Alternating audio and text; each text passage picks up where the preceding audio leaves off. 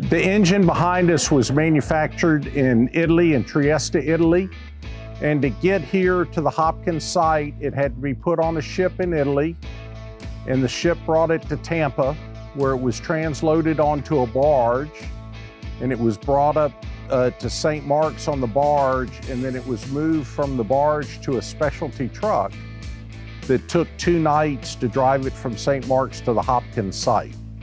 What we're calling the 5th engine here is the last of a modernization project that we started a couple years ago on our electric system that ties into the city's strategic plan in 2 areas.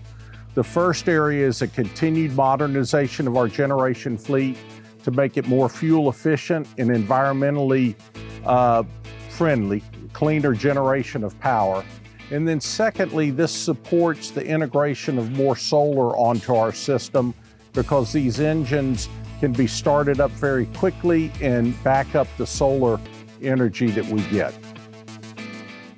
The city's had a long-term commitment to the environment and to operating in a cost-effective manner.